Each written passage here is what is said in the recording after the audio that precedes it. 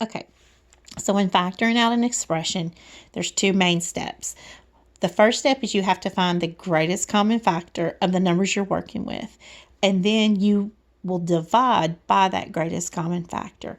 So let's pretend like the numbers you're working with are 12 and 24.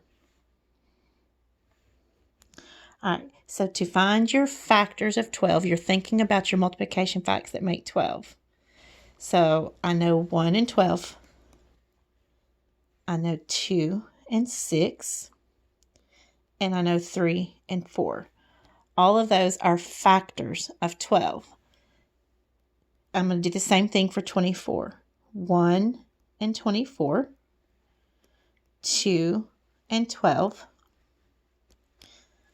3 and 8. 4 and 6. Okay, so to find the greatest common factor, I look through both of these lists and I see which number is the greatest that's in both sets. And I see that that number would be 12. Okay, so that's how you find the greatest common factor. Now, what happens when you have an expression and you're trying to factor it out? So let's pretend like your expression was 36a plus 48b. Okay. Let's change that because those aren't the numbers we're using. Sorry. 12a plus 24b. Okay. Those are the numbers we just factored. All right. So I know now that the greatest common factor of both 12 and 24 is 12. So if I want to factor out 12, I'm going to put 12 on the outside of parentheses. And then what I'm going to do is I'm going to take that 12 and I'm going to divide it by both these numbers, both these variable terms. Remember, these are called variable terms because they're a number with a variable attached to them. So I'm asking myself, what's 12 divided by 12? Well, 12 divided by 12 is 1.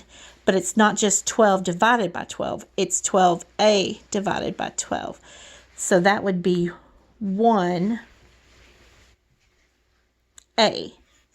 Only I don't have to put the 1 in front of it because it's a rule that when you have a 1, you don't have to include it with the variable. Okay, so now I'm going to bring down my plus sign. And I'm going to take care of this next variable term. And I'm going to factor it out. So 24b divided by 12. Remember, the b is attached to this 24. So what's 24 divided by 12? Well, 24 divided by 12 is 2. But I have to put the b with it because it's attached. So 12a plus 24b, that expression can be factored out using my greatest common factor of 12. And then dividing both of these variable terms by 12, which will simplify this to 12a plus 2b.